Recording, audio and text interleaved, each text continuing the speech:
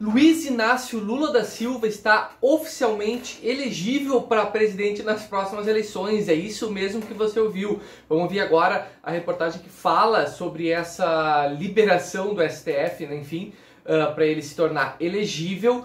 E a gente vai conversar a respeito das implicações disso no Brasil. Eu sou Gabriel Suminski, publicitário, designer gráfico, empreendedor há 17 anos. Então o STF julgou procedente aquela ação, né, para anular as condenações do Lula. Com isso, o Lula se tornou elegível novamente à candidatura. Lembrando que ele tinha sido inelegível justamente por ter sido condenado, enfim, foi preso, e agora ele se tornou elegível novamente. Vamos ver a reportagem agora, em seguida a gente volta para comentar. Lembrando, deixa aqui o teu like aqui embaixo e se inscreve no canal, que é muito importante para a gente continuar fazendo esse trabalho. Ativa o sininho e clica aqui em cima para seguir no Instagram. Vamos embora? Vamos ver a reportagem, em seguida a gente volta e comenta. Por 8 votos a 3, o Supremo Tribunal Federal manteve a decisão do ministro Edson Fachin de anular as condenações do ex-presidente Lula pela Justiça Federal no Paraná. Com esse resultado,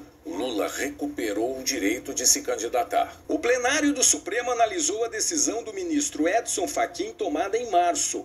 O relator da Lava Jato no STF entendeu que a 13ª Vara Federal em Curitiba não tinha competência para julgar 4 processos de Lula: o sítio de Atibaia, o triplex do Guarujá e os ligados ao Instituto Lula e a um apartamento em São Bernardo do Campo. E determinou que as ações fossem remetidas para a Justiça Federal em Brasília.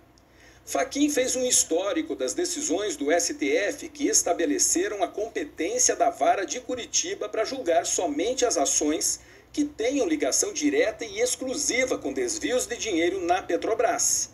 E relembrou que o ponto de partida desse entendimento foi uma decisão do plenário do Supremo, tomada em 2015.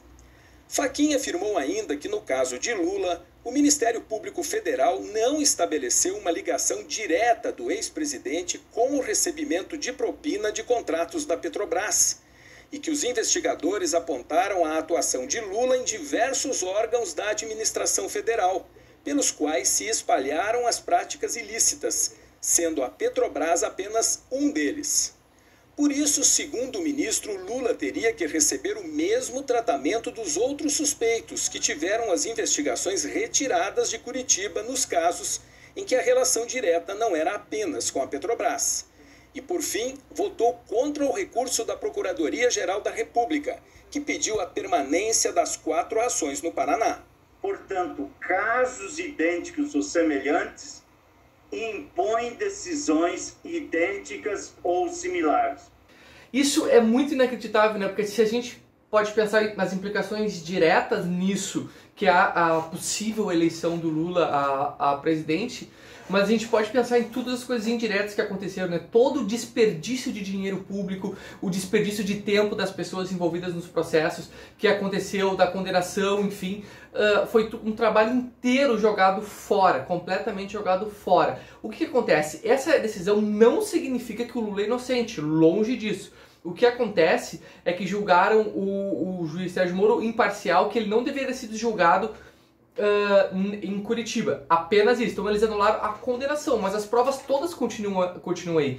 E lembrando também que essas mesmas provas foram já usadas pelo Sérgio Moro para condenar o Lula em primeira instância, e essas mesmas provas foram usadas na segunda instância por outras pessoas, por colegiado, para poder ver se essas provas eram válidas. E nessa segunda instância, o que aconteceu?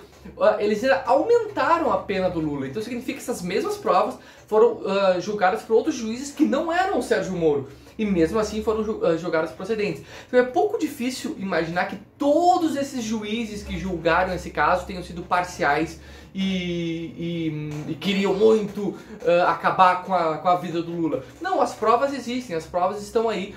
E o que vai acontecer agora é que esse processo ele pode realmente ser reiniciado, e essas mesmas provas podem ser usadas e julgadas novamente. Não significa, esse processo de maneira nenhuma significa que o Lula é inocente, as provas continuam. O grande problema desse novo processo que pode aparecer é que muitas dessas provas podem prescrever nesse período de tempo e nem poderiam ser usadas novamente, o que é um grande problema, né? E essa E essa possível eleição do Lula para 2022 é um grande problema, porque o Lula ele só está vivo ainda por causa do Bolsonaro, por causa dessas atitudes, enfim, desse governo do Bolsonaro. Então, vai acontecer essa possível disputa entre Lula e Bolsonaro que vai polarizar ainda mais o Brasil e vai ser muito ruim como um todo. Eu que brigo tanto por uma terceira via, uma pessoa que surja, que a gente não precise fazer essa escolha, praticamente uma escolha de Sofia, né? Escolher entre Lula e Bolsonaro. É uma escolha horrível, eu não queria ter que ter essa escolha. Eu queria uma terceira opção, que a gente possa votar tranquilamente, não depender dessas duas pessoas.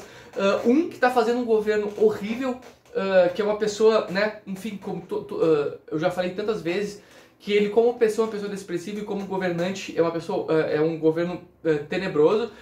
Outro que realmente fez um bom governo, que foi o Lula, que foi um bom presidente, mas que roubou. Ele tem provas que ele roubou, ele precisa que ele foi corrupto, ele precisa ser preso. Então a gente não pode ficar entre essas duas escolhas, a gente precisa de uma terceira via.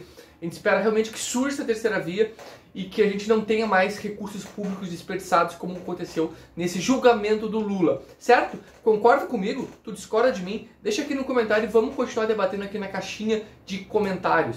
Se curtiu, não esquece de se inscrever no canal para mais vídeos, mais notícias, é muito importante para a gente continuar conversando aqui e manter o projeto ativo. Dá um like no vídeo e segue lá no Instagram, tá bom? Valeu, muito obrigado e até amanhã com mais uma notícia diária comentada. Valeu!